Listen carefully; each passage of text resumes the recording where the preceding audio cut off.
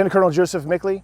I'm the commander for 2nd Battalion, 4th SFAB, and we're here as the lead OCT team for the 4th SFAB VALEX for the next Force Package 25-1. They're here training, and so what they're doing is they're running through all their specific advisor tasks in a real-world environment here at JRTC to prepare for upcoming deployments. All their systems are being stressed from the battalion level down to the individual advisor teams here at JRTC, both through real world and through simulated injects in a simulation that provides them the ability 360 to look at themselves, conduct their training objectives, and really gives them a hard look in a advisor role in a conflict scenario. You have a Highway 500 comes out of Chino, and it is a 2-lane.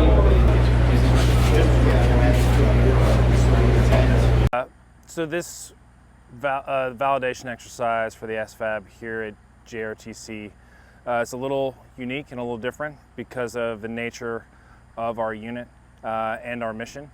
So the role players that we're interacting with are replicating a division of a foreign security force with their subordinate brigades, and the mission of this battalion is to enter that country, engage with their partner, and then bring to bear, coalition, U.S., NATO, allied resources in the defense of their sovereign nation. Yeah, JRTC or any CTC rotation allows any unit, in this case the Force Package 4th SFAB, to alert marshal to deploy several hundred, in this case thousands of miles away from their home station, which is their sustainment base. So it already sets them up for an opportunity to practice their doctrinal sustainment capabilities away from where they would be pretty easily accessible to everything that they've had their creature comforts, which replicates a real-world employment or deployment for sustainers. And what's unique about coming away from home station is that our sustainment advisors have to both simultaneously stress their sustainment enterprise in a partner and allied environment. And what I mean by that is most sustainers can go to a theater sustainment enterprise and generally get whatever they want. And then in this particular case, that theater sustainment enterprise is prioritized potentially to U.S. forces that are inflowing into a theater based on crisis and into conflict. So advisors really have to be creative and entrepreneurial on how they're going to not only sustain themselves from getting on ground to integrating with a partner force, but also how do they provide sustainment effects in support of that partner or ally as we transition from crisis into potential conflict. The challenge before these specific advisors is managing the relationship with their partner, as well as bringing to bear their knowledge and expertise within their warfighting function, particularly the U.S. doctrine and our ability to conduct planning and co-ops simultaneously. For my advisors specifically, they were heavily engaged in the planning of a combined arms defense, right, with both conventional and scatterable mines, conventional anti-tank and defensive obstacles, and then through the counterattack, the breaching and mobility assurance of the force moving forward across a battlefield that, frankly doesn't have the same technological advantages that our military has gotten used to. So yeah, our team here, the OCT team, looks at almost every aspect of the advisors conducting their mission. So we have the benefit from seeing them from the very first day that they're here in RSOI through all the various scenario challenges that they encounter. We are here providing feedback to the Force Package Command Team, Force Package leaders, and then the individual teams.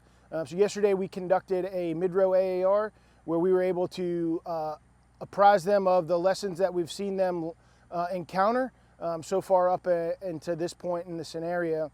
Provide them the ability to lead themselves through an AAR, focus on the things that they want to fix, and identify who's going to fix the challenges they've encountered, and then who would inspect those fixes that they make. So helping the team get better for the remaining battle period that they're out here focusing on internal lessons learned. JRTC is a great look for us. We always seek to see ourselves so we can learn, grow, and improve as an organization, as a battalion, and as a SFAB in general. So the JRTC experience is really good because it's putting the pressure on us, on the systems that we've developed over the foundation and collective phases of training over the past 6 and 7 months respectively, to be able to prepare for this rotation. So we've had things that we've developed as a standard operating procedures that we've developed in garrison. Now we're testing them out in the field and seeing what works, what doesn't work. We're starting with the SFAC TAC stop as sort of a baseline for planning products, and then we're putting them to use out here in the JRTC environment. So what's great about that is we get to see our ability to advise at the division level, and more specifically, see where our gaps are, see where we need to go back to the manuals or use our advisor reach back to gather some information we don't necessarily have. So for example, the division commander's asking me a lot about our doctrinal terms, and so I'm able to go over to 5-0 and look up the planning process that our Army uses and help them through how specifically each step works, and then back to our operational terms and graphics to more precisely define what an attack is, what a seizure is, what a clear is, and those tactical tasks have meaning in our Army, they have meaning in their Army. And so while we might not have the answer at the time, we can certainly look back at the manuals we have, and we can ask our higher headquarters to fill in those gaps that we don't necessarily have on the spot.